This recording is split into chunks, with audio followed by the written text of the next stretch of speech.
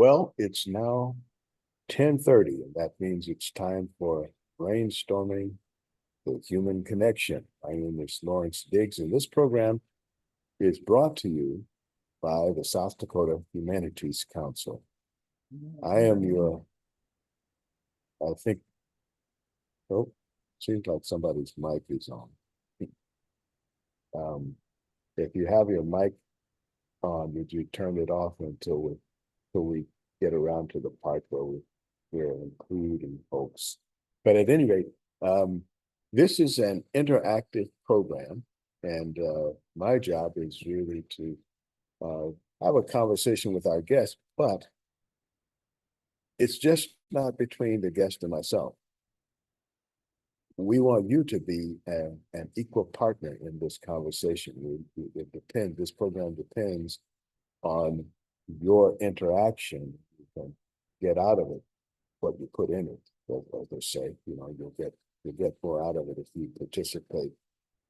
Asking questions, if you have comments, maybe you have a family member that they come from a line of settlers, and we're going to be talking about the Homestead Act and how African Americans participated in the Homestead Act. And I think you're going to find this very interesting because there's a lot of information that unfortunately gets left out in the history books. It's really interesting when we talk about history and talk about how important and we're afraid to quote, rewrite history. But it turns out that we didn't write history well in the first place. So it needs to be rewritten because otherwise we keep repeating the same miseducation that we've been going through, and we inflict that on the generations going forward. And there's no reason that we need to stick in the mistakes of the past. In the chat, which is you'll find down probably at the bottom of your screen on the Zoom screen, you can also ask questions because some people they're shy and maybe they don't want to see, they didn't take the curlers out or something, that they don't want to be seen. So, and some people just makes them nervous about that, but you can write something in the chat and then you can write a comment, and then I hope Stacy will sort of help me to keep track if there's anybody who has a question, because I'm dyslexic and I'm usually distracted. So I just sort of I look at the chat when I think there's something for me, but otherwise, my eyeballs will be spinning around trying to follow that chat. And then I'll put my curlers on and then turn off my screen. Okay, so we're going to get this show on the road here. My guest today is Jacob or Jake Friefeld and Feld, and we're going to be talking about his research and a book that he wrote called Homesteading the Plains Toward a New History: The First Migrants, How Black Homesteaders Quest for Land and Freedom Heralded America's Great Migration. That's a mouthful, but Jacob is the director of the Center for Lincoln Studies at the University of Illinois in Springfield, and he's also the co-author, actually, of that book. And we're going to be talking about the history of the Homestead Act. And when we made that Louisiana purchase, we have suddenly all of this land out here, and the government, we're looking to, I guess, to make that look like a reasonable purchase, which it turns out in business terms, it really worked out for the American government, who that it was a very good investment for them, and probably moreover for those real estate barons. They're the ones who really made out. But welcome, Jake. How are you doing today? I'm doing well, Lawrence. I got my curlers out today, so You did. I'm all right here. Thanks for That's having me. I'm really excited to talk about the first migrants with you. Um, yeah, I'm excited to be here. good. Um, let's first start off with telling folks who you are. Who are you? Who are you? Where did you come from? Where were you born? And what led you to be in this line of inquiry? Well, as you said, yeah, in your introduction, I'm currently the director of the Center for Lincoln Studies at the University of Illinois Springfield. We have a nice Abraham Lincoln Industrial Complex here in Springfield, Illinois. Um, but before I was here, I grew up southwest of Chicago, got my bachelor's degree at the University of St. Thomas in St. Paul, Minnesota, went back to Chicago for my master's degree, all in history, at Loyola University in Chicago. But then I got my PhD in Nebraska in the Plains, and that's my introduction to the Great Plains. And after my PhD, I was a postdoctoral fellow at the Center for Great Plains Studies, where I started working with some folks um, who I'd been working with on the first book you mentioned, Homesteading the Plains Toward a New History. My co-author, Rick Edwards, and we wrote that book just generally on the Homestead Act, trying to challenge some of the previous scholarship that was a little bit out of date. With our great new digitized history sources, we can really dig in a lot more into the Homestead Act. And after we finished that piece of research on that book, the Homestead National Park in Beatrice, Nebraska, not Beatrice. We were talking about this a little bit before we went on the air. Beatrice, Nebraska.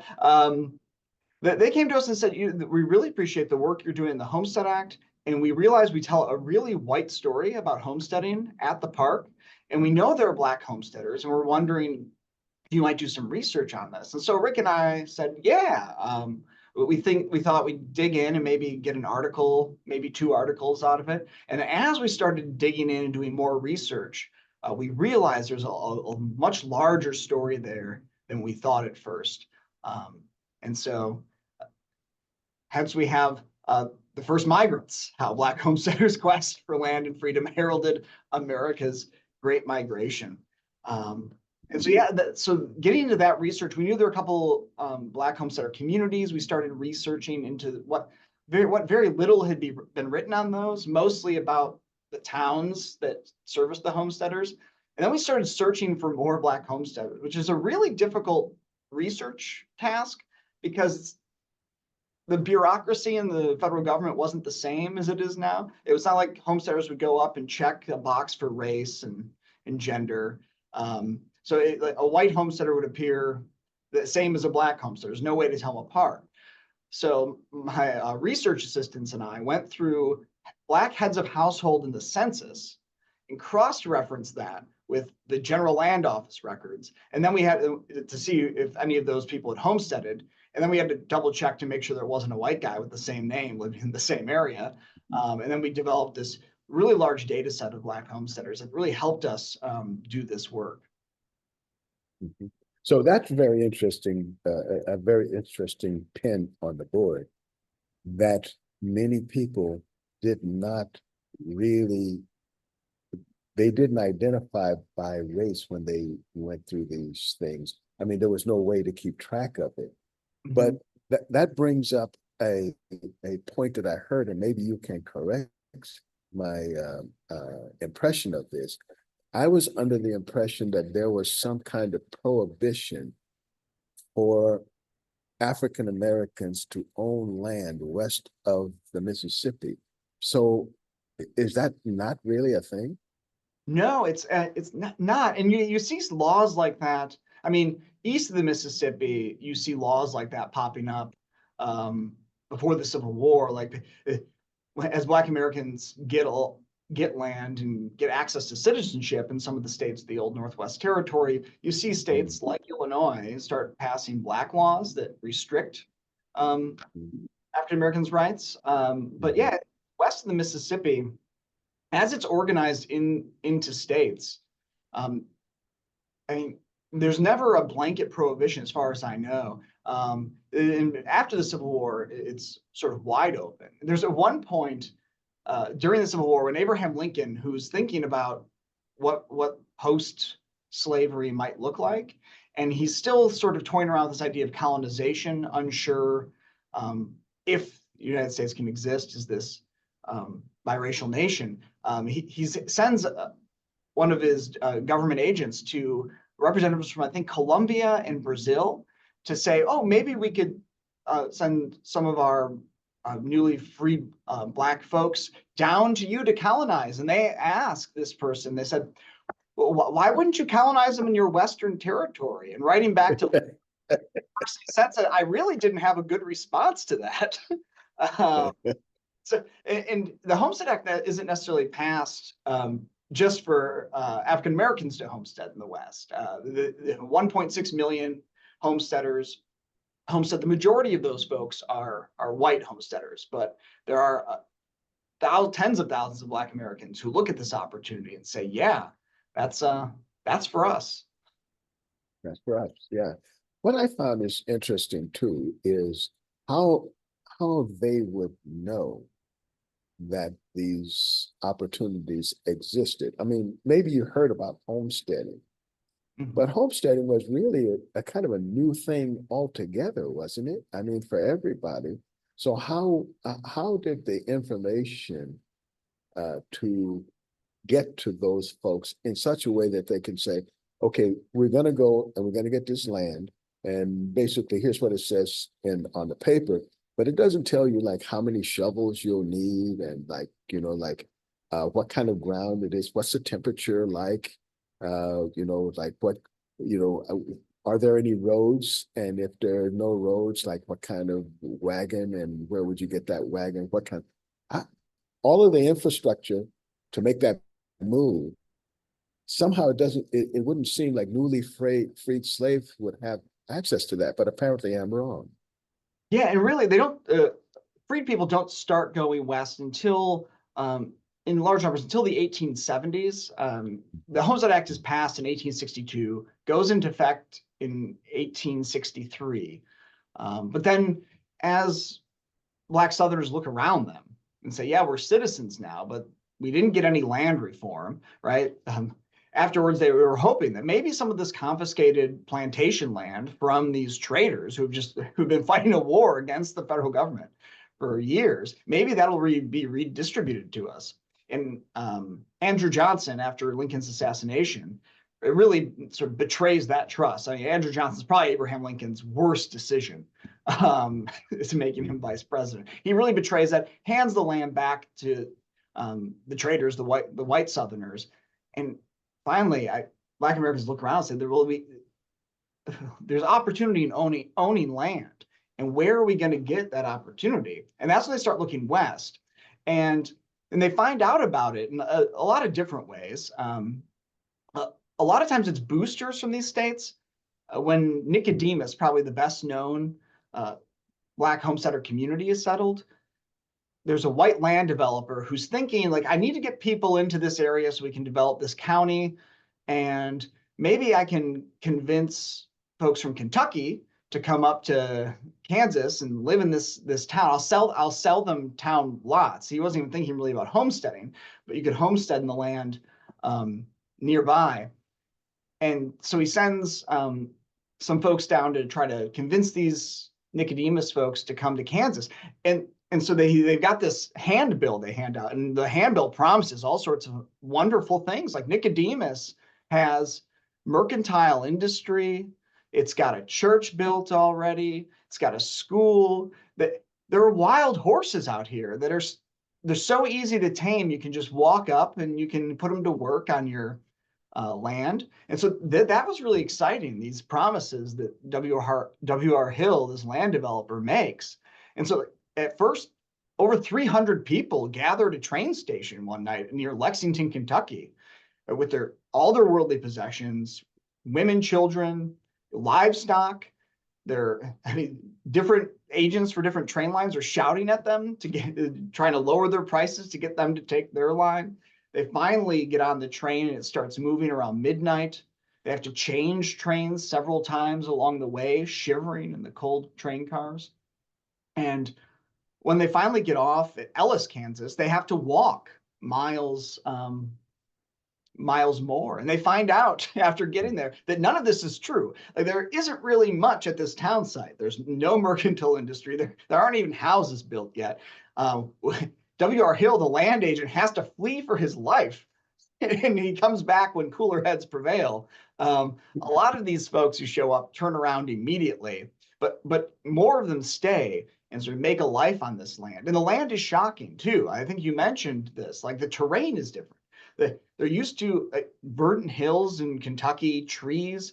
I mean, Nicodemus, Kansas, there are some hills, but you look out and it's a pretty empty horizon. There are no trees. They're wondering, how are we going to make our homes here?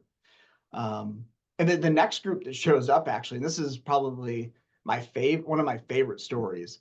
Williana Hickman is with this group. It's the next group that arrives at Nicodemus. And she's not feeling well as they're traveling, nearing the destination. She's in the wagon, but then she starts hearing all this whooping and hollering from the men in the party.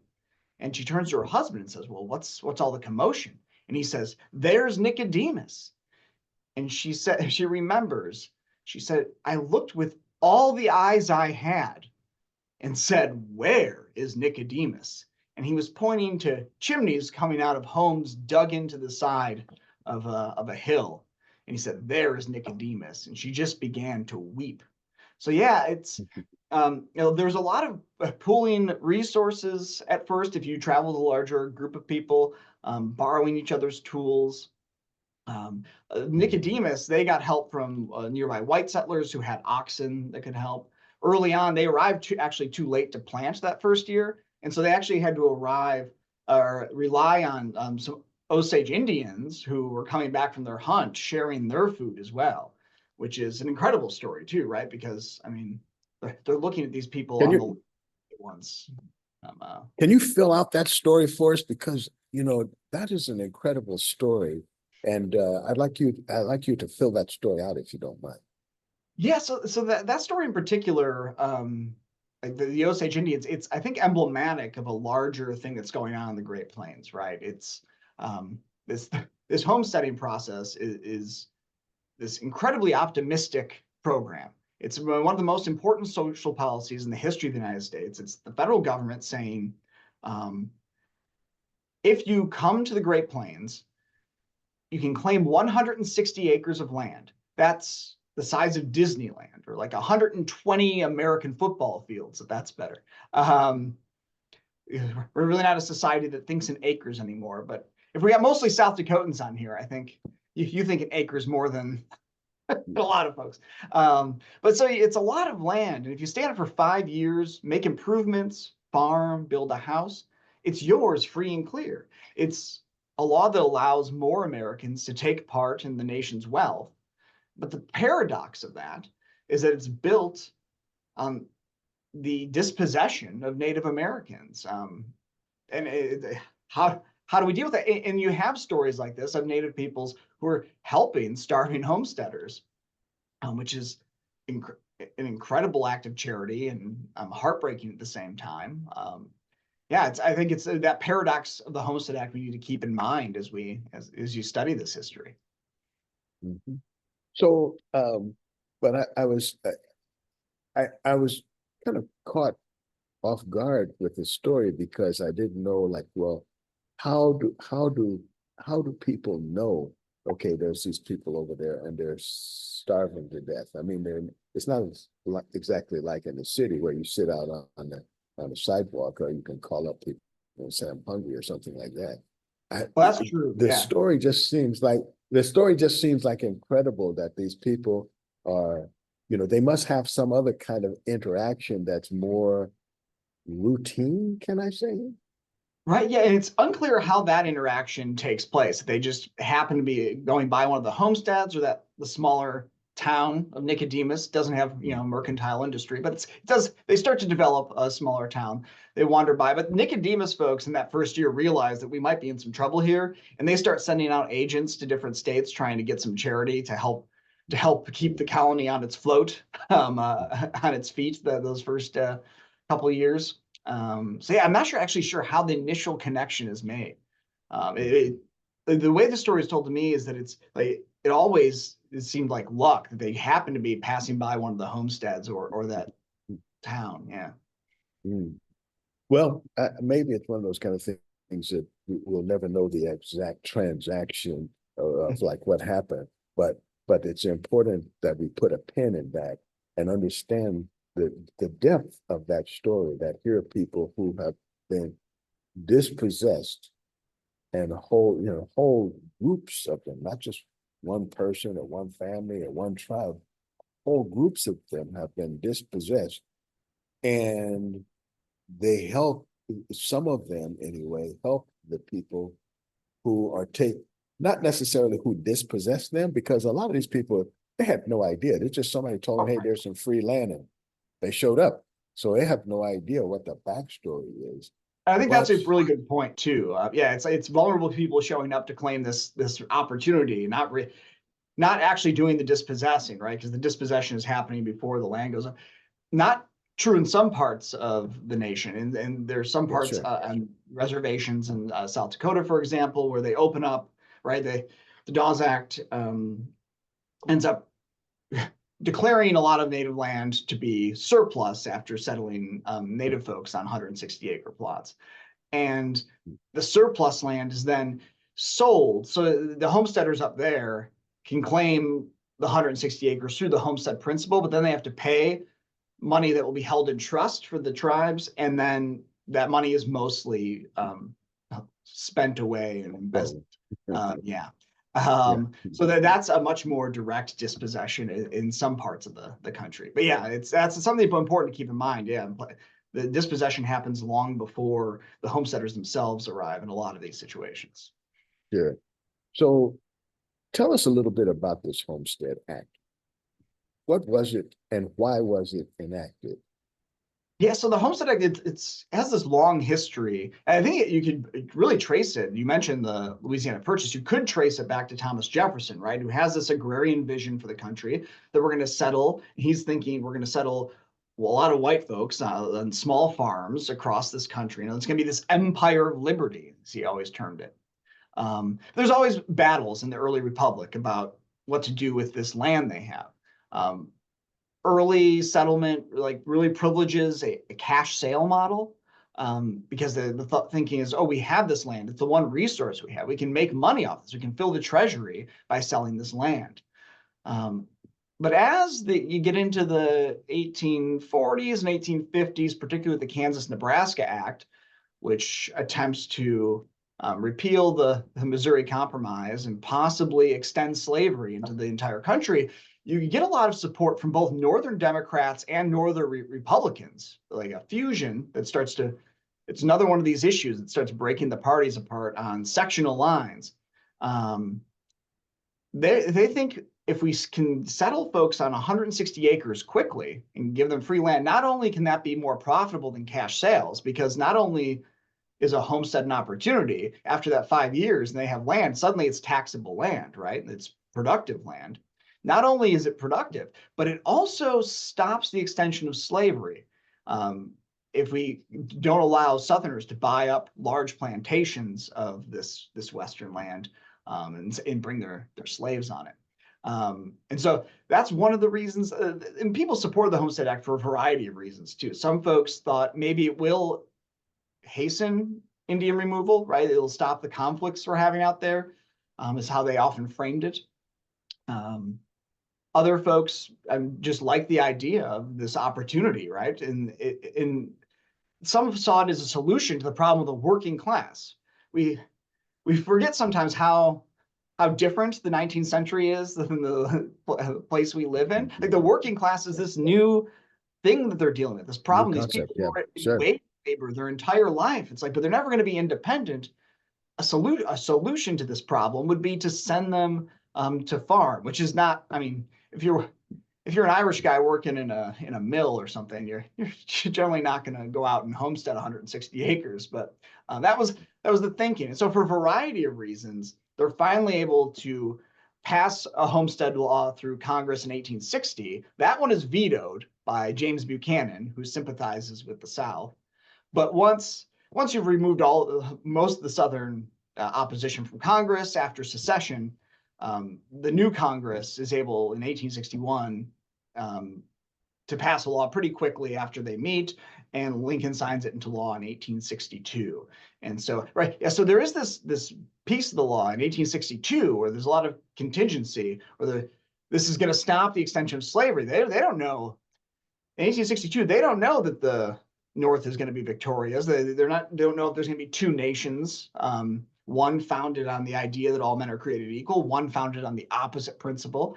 They don't know that maybe the South wins, but if we have this law in place, we've got these smaller homesteads that's going to stop slavery's extension into these territories if the worst happens. And so, but of course, they don't need to stop slavery's extension because the 13th Amendment does that. And then it gives this immense opportunity to Black Southerners when Reconstruction is betrayed by Andrew Johnson. So that's my shorthand Homestead Act history of. Yeah, yeah. Well, I think that those are very important pins to put on the board, so to speak. And I think it also reminds us too that there are all these reasons out there why people support it. Like politics is always coalition building. It's not a virtue game, right? It's a coalition. Yeah. People have different reasons why they do the same thing, but they bring their reasons to the same party, so to speak. Mm-hmm. Let's talk about the general population of people who's moving into these vis-a-vis Black Americans, recently freed slaves. Yeah. Who's moving in? Are there any famous people that we know that also took advantage of this Homestead Act?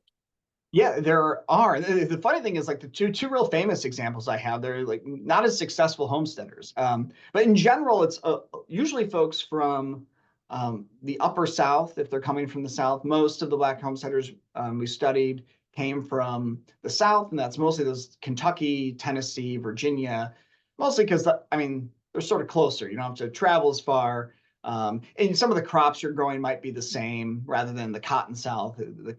You might not be as familiar. But one of our famous homesteaders,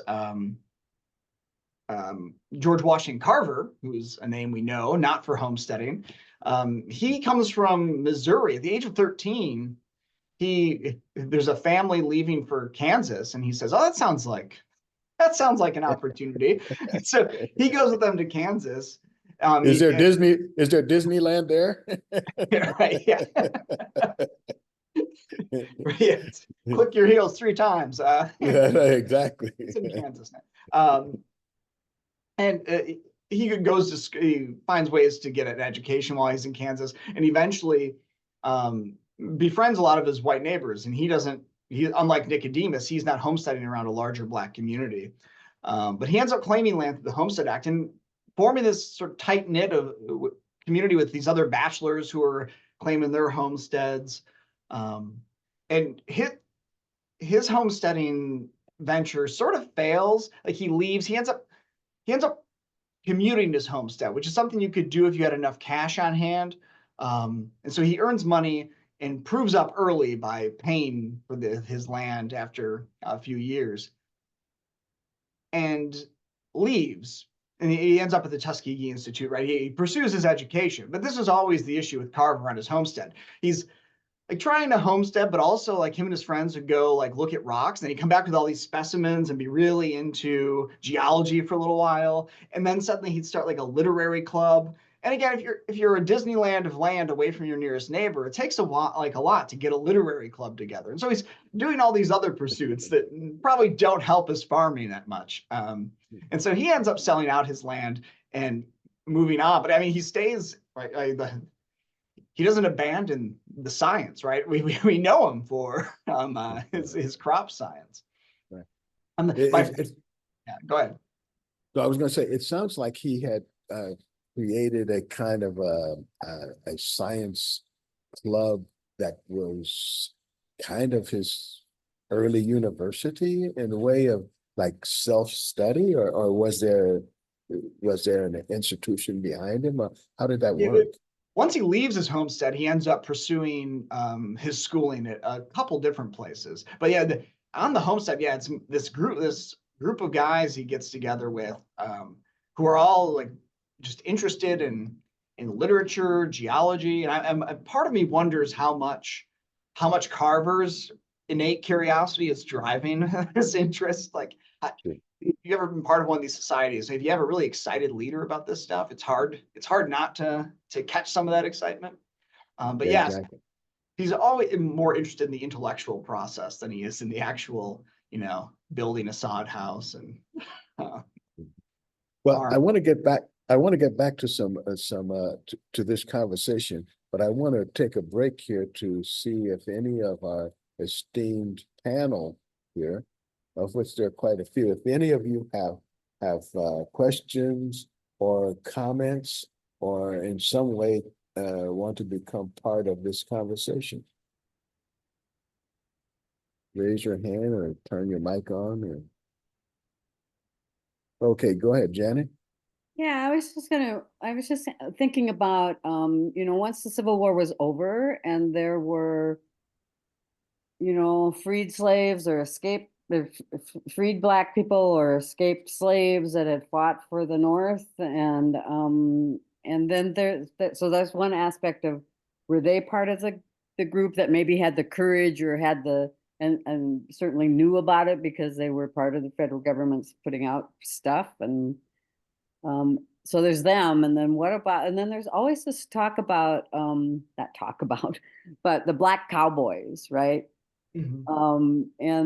And how they've never been really, there's whole generations of those folks that have been in Western states and have been ranchers. And can you just address those couple things a little bit? Yeah, so the Black Cowboys, that's interesting. It's sort of a parallel movement that's going on, right? A lot of those folks are working on ranches, not necessarily claiming they're a land. There's some crossover there, but yeah, they're folks who are both looking for like this promise in the West, right? They're some through wages on ranches, others homestead. There are some folks who homestead, and then go to work on nearby ranches, which is an interesting thing, right? Because if you're coming from the South in particular, it sort of gives you something to fall back on. So if you are being treated unfairly, you can say, well, enough of this. I'm going to go to my land, right?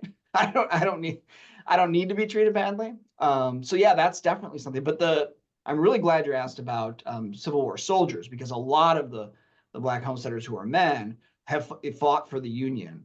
And there's one homesteader in particular, Robert Anderson, that we write about, who he's enlists late in the war. He walks off his owner's plantation, enlists in the army. Doesn't see much action in the Civil War, but it's one of these units that is sent west after the war. So it's like the Buffalo Soldiers before there were Buffalo Soldiers. And he writes in this memoir that he said, yeah, after the war, and it's so offhanded. After the war, we were sent west to corral the Indians, right?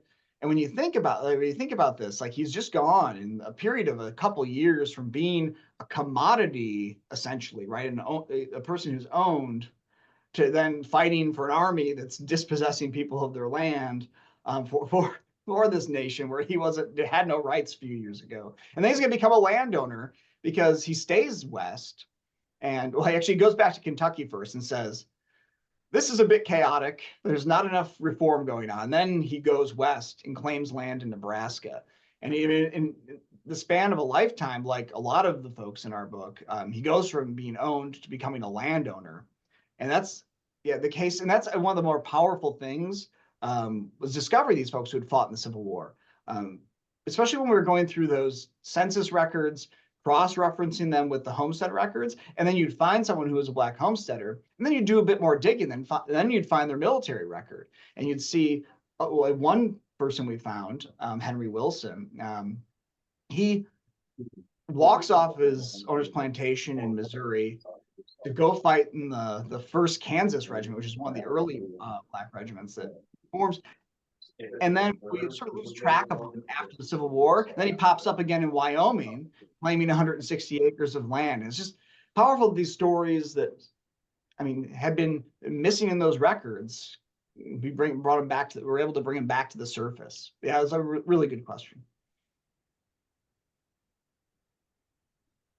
Yeah, But what, I have two questions. One is, how did you, the author, determine who was Black and who was not? And the second issue is that the Homestead Act of 1862 was, I'll use the term, amended a number of times and expanded to encourage more people to move west. Do you have any data to correlate the Western movement of Blacks in relation to those amendments of the Homestead Act of 1862? Yeah, absolutely. So yeah, figuring out who was Black, like that was, I mean, it was, I guess when we started with race in the census with the Black heads of household, cross-referencing it with the homestead records, that was, I mean, the easiest way because we started with the person's race. I mean, sometimes people would show up Black in one census and then white in another. And then that's an interesting issue of passability, right? Because a lot of times you have census takers trying to decide what race a person is. And yeah, it was interesting. But yeah, I think the census records cross-referencing with those GLO records really helped us parse the race out. The other question, yeah, you mentioned is the Homestead Act is amended several times, right? And enlarged. There's a part of Nebraska, the Kincaid Act, which was passed in the early 20th century, where they allow homesteaders not to settle 160 acres of land, a quarter section, but a full section, 640 acres. It's a lot of land. They do that because it's drier out there. And so they say, well, it's hard to farm. Let's give them more land. And if you've been to Western Nebraska, it's probably better for ranching than it is for farming. But yeah, we do have some data. Is that, in fact, the average homestead settlement, the mean of all the Black homesteaders we found, they claim about 220 acres on average, right? So there's a lot of folks taking advantage of this. And there's one family in particular, this Speece family, who comes up from North Carolina. They have to escape sharecropping and debt peonage, essentially hiding under a wagon of hay to get away from the person they're intended to. But they get to Indiana and they go to Nebraska to homestead. And the first generation homesteads in Nebraska, central Nebraska, Custer County. And then the next generation decides, oh, we're going to move out further, like near the Nebraska border, but over the border in Wyoming. And they can claim a little bit more land there. I think there were half sections at that time, so 320 acres. And then a lot of those folks end up in the settlement DeWitte, later named Audacious, where they can claim 640 acres of land. So like the next in subsequent generations. And there we have this great letter where one of the guys who's claimed land already in one of the places is saying, well, I claimed 160 acres here, but now I'm entitled here to claim 640 acres. So can I subtract? Turns out he was able to work that out. But yeah, that's a great question. Yeah, the Homestead Act expands over time, and we include all those amendments as parts of the Homestead Act because it's the same principle, right? You can claim 640 acres, but you have to stay on the land for 5 years.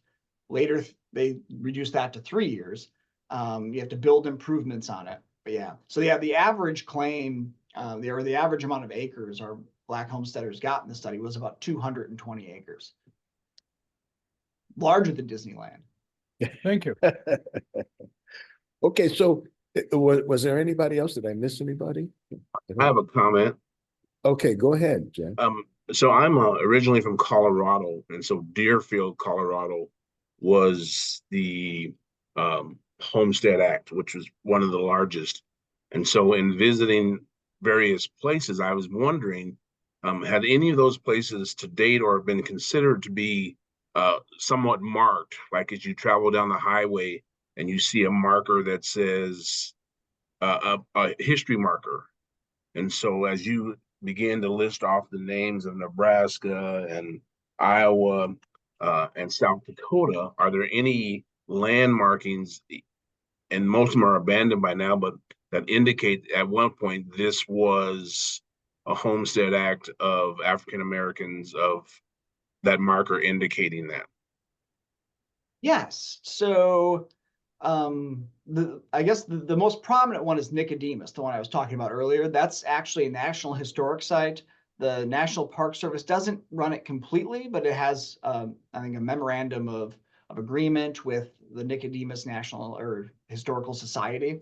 And the proceeds of the book in part go to benefit the Nicodemus Historical Society to keep that site going. But I'm glad you mentioned Deerfield. That's one of the few sites where there's actually buildings left in the core town they built for those homesteaders. And some of those are falling down. I think the most important building, the O.T. Jackson, the founder, the lunch counter he builds there is sort of dilapidated now with fencing around it. But there's a great group of researchers there who are working to try to keep that Deerfield site up and get it more recognition. And then those are the two sites where there are actually buildings left. Now, I know there's a marker that marks DeWitte, Nebraska, out in Cherry County. But that's, I mean, it's just a marker. I worked with the Magruder family, who are descendants of Black homesteaders in Sully County, near Pierre, to put up a marker near the county building in Oneida to tell the story of Black homesteaders who settled in Sully County, South Dakota. So there are usually markers around this place. I believe Blackdom, New Mexico, near Roswell, has a marker, but again, there might be one building left. The church might be still in Blackdom. But yeah, so a lot of these places you'll know only by markers. There are two that still have some buildings around. And there's still some Magruders in near Pierre, South Dakota, I believe live on homesteaded land. Leo Magruder actually got to sit down with him and talk about his family's homesteading past. He passed away right before the book came out. Some of my best memories of researching this book were sitting and laughing with Leo Magruder. So I thought that was worth mentioning. Jake, carrying over from what you said about Nicodemus, Kansas, I know they still carry forward a lot of the civic and cultural celebrations and things that were established back at that time. So what kind of things do they do? And is there a lot of buildings and stuff left over there? I mean, I'm guessing the church and education were like the big two back at that time for newly freed Americans. But what has Nicodemus done that maybe other areas could also be doing, or are they? Mm-hmm. Well, Nicodemus has always had a lot of descendants really engaged with the history there, and their descendants. Angela Bates is the most prominent. She was the head of the Nicodemus Historical Society. I think she says she's retired, but it's one of those retired but still doing a lot of the same stuff. She's a force keeping Nicodemus going. But no, Nicodemus has had a lot of buy-in from descendants, which helped get that buy-in from the National Park Service. And there are a lot of buildings there. There's, in particular, there is the church. There's the school. There's there's a house that turned into a hotel later. There's rooms to stay. And there's you can, if you walked into Nicodemus, you'd say, yeah, this is a town. You have the sense of that. And every July at the end of the month, they still celebrate their Emancipation Day celebration, which they now call Emancipation Day and Homecoming, where they welcome folks back, but anyone can go. So you can be part of the Nicodemus celebration. There's usually really good food there, a really short parade through town, and a lot of good conversation about the history of Nicodemus and good programming. So, and Angela and I disagree about when you should see Nicodemus. She contends you should come when it's not Homecoming Emancipation Day, because then you get a real flavor of what it might have been like at the time. And I say, like, go when there are a lot of folks to hang out with and eat good food with. You can still see the stuff. I can see you're a party guy, but if you go there again, you might mention to them that what they should do at the parade is what we do in Roslyn. You go up and then you come back down again, like you run the same parade twice, just turn around. sing longer. Lanico, you had you had your hand up. You have a comment, question? Yeah, I just wanted to, I came in late, so I don't know for sure if you've been talking about the Oscar Michaud activities that were in Gregory, I believe it was. I don't know if did I miss that?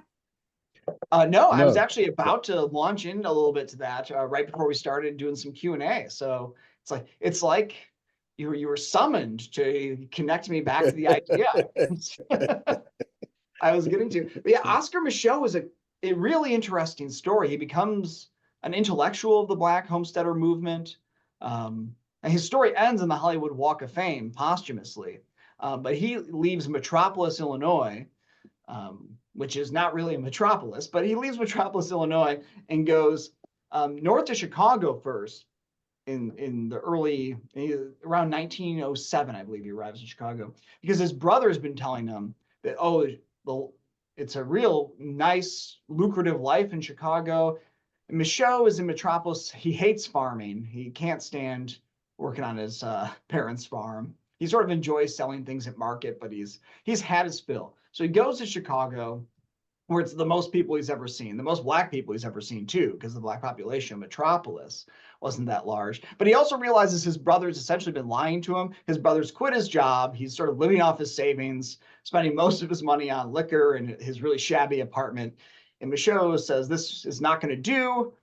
So he gets a job as a Pullman porter, and which is a really good job for a Black person in the early 20th century. It's one of the better jobs you can get. You get really good tips being a porter on a Pullman train, and you get to see a lot of the country. I mean, he actually gets fired at one point from his job because the train engineers have this thing they do called knockdowns, where once you leave Chicago and you're sort of out in the country and people are getting on the train, you under-record the number of tickets you sell and then pocket that extra money, and the porters would get some money to keep quiet as well. And so Michaud gets fired at one point for being involved in one of these schemes, but he goes down to the St. Louis office and gets a job from the Pullman company at the St. Louis office. Just a different office. They didn't know they were hiring the guy they just fired. Just something you couldn't really get away with in the 21st century. Computers put the kibosh on that. But as he's on these trains going west, he starts to fall in love with the Great Plains. He refers to it as it's one big garden farm. It's these lovely hamlets. And so it captures his imagination. And yeah, he ends up going to Homestead, and it's reservation land, as I mentioned earlier. So it's one of these he has to pay for, and he's made some good money as a Pullman porter. So he's able to pay that money. He wants to make sure he gets good land, so he pays a land locator to find a good plot of land for him. And he makes a go of it as a homesteader. Now, sort of like George Washington Carver, Michaud gets a little bit distracted from his homesteading. He starts to write when he's a homesteader. He writes novels, but that comes after he's writing in Black newspapers back in cities, trying to get more Black Americans to come west to homestead. He's making this point, like everyone's on hand, Southerners, Northerners, like Jews from Eastern Europe, so the Swiss are here, the Swedes are here, everyone's on hand. Why aren't my people coming west to homestead? This is an opportunity. And then he writes a novel about his experience. So I think his thinking is that, well, maybe arguing in a newspaper isn't the way to go. Maybe I have to show people that you can make the Black homesteaders, it's representation, right? A Black homesteader can exist. So he writes his own experience, but he novelizes it as first the conquest, then the homesteader. And then he goes the next level and he starts making films, which I know a lot more about his homesteading experience than his film experience, but imagine it's the early film industry. He's able to get equipment together to start filming. Again, he starts off doing things that are really close to his homesteading experience. He films The Homesteader. He films another movie about a Black cowboy who's in Chicago, but he decides to go west, and he comes back. and he's going to marry his love, and he's accused of murder, right? It's this drama of the early silent era, and his silent films are sort of amazing. There's a lot of movement. His most famous film is probably actually called Within Our Gates, and it's this clapback to Birth of a Nation that's out around the same time. That Birth of a Nation celebrates a lynching as heroic and the KKK as heroes, where Michaud in his film shows a lynching in all of its horror. And he also, in one of the characteristics of Michaud's film is he always plays with race, right? Sometimes there are characters who can't be together because one is black and one is white. And then you find out at the end that one of the characters actually has a black relative, and so they can be together.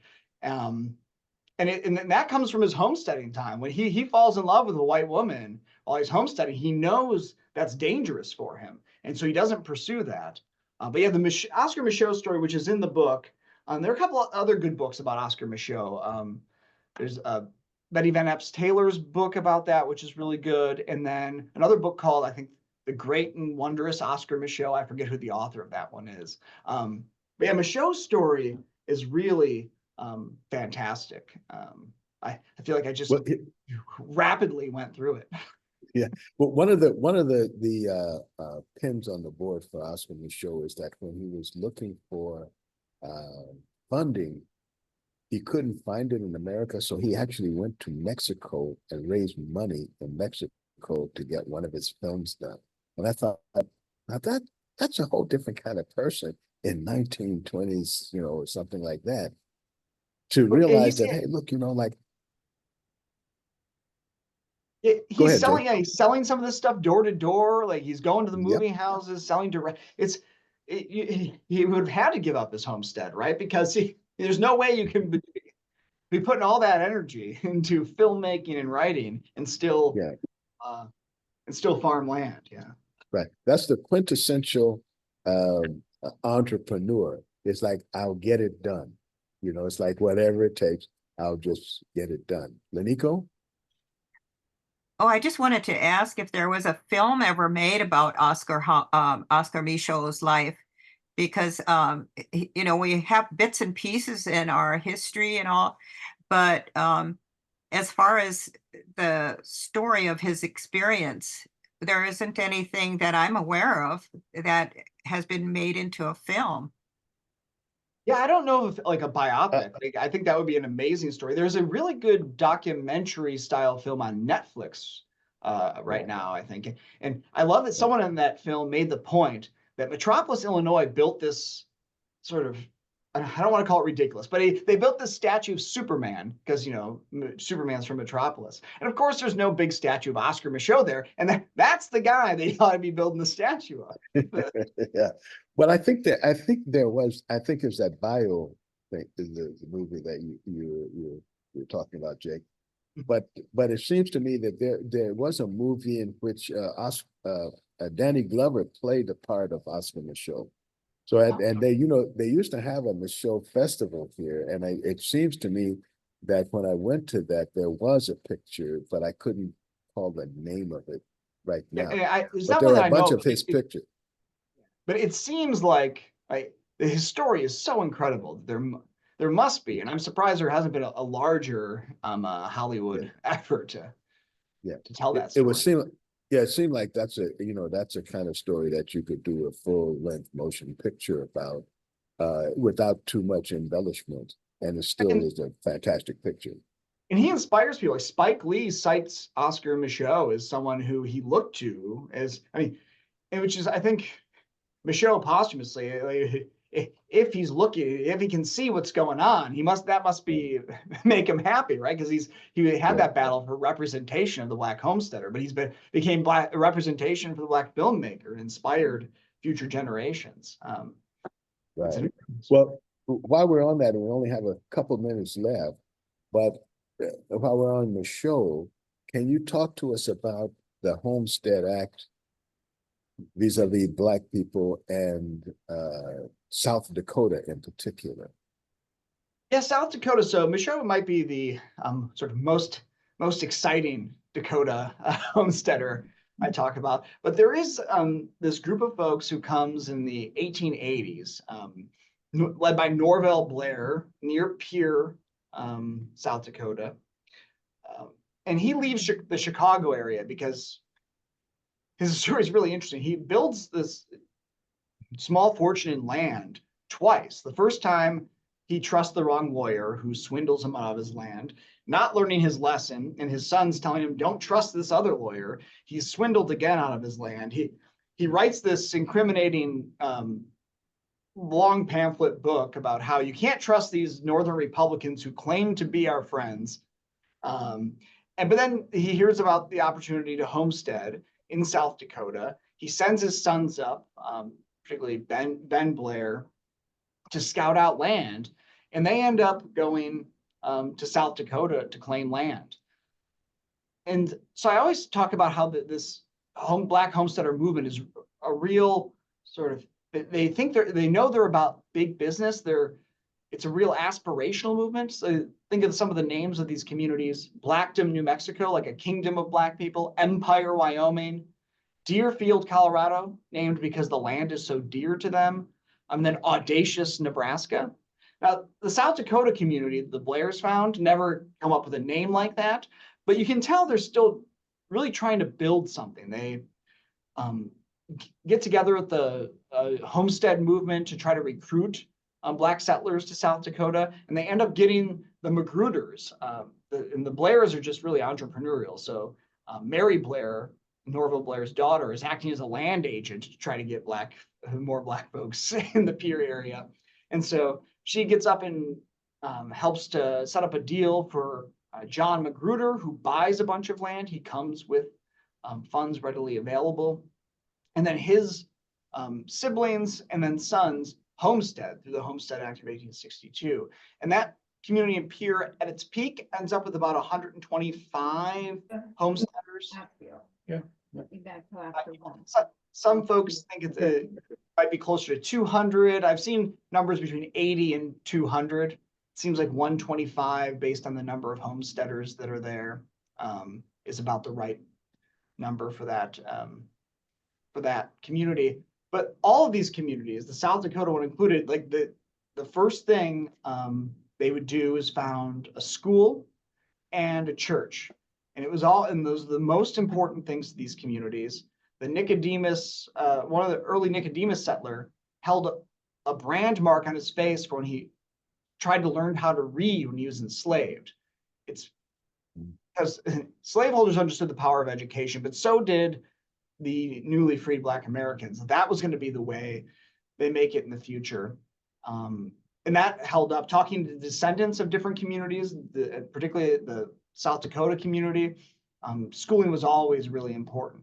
But one of my favorite things is when I was talking about this very thing with Leo Magruder, the descendant I was talking about, he's showing me old yearbooks, and he shows me a quote he's telling me about how important education was to his parents, and that they all went to high school and some went to college afterwards. And he shows me his high school picture and a caption underneath that says, Leo never let his studies interfere with his sleep. So it's Leo's sense of humor. So South Dakota, Black homesteaders homestead in all Great Plains states. South Dakota is I spent a lot of time in Pierre while I was researching this book, and it's I have good memories. I'm actually in Pierre right now, so maybe I'll go over there and see what I can find. Go to the courthouse. This has been a great conversation.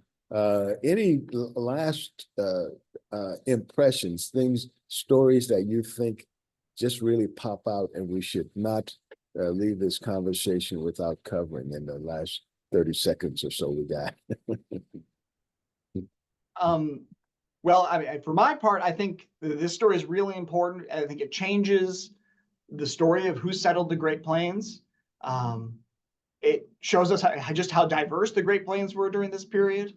To all those folks on the coast who think it's flyover country, there's one Black homesteader in the book that becomes friends with his Czech neighbors and learns a little bit of Czech. It's just a really diverse place, but it also unites the story of emancipation with this story of free land policy, and is the prelude to the Great Migration that's going to happen later in the 20th century, where during the Black homesteading period, the opportunities in the land in a largely agricultural society. Later, when millions of Black Southerners moved to northern cities, that's where the opportunity is, because that's where the wage jobs are after the Great Depression and World War II. I think it's an Well, incredible. unfortunately, I'm really thank you for having me on. I've really enjoyed talking to y'all. yeah, unfortunately, we have run out of time, but I want to thank you for showing up and bringing us this unique view into American history. And I want to thank all of our panelists too. We'll be here next week, same time, same station. Thank you and goodbye.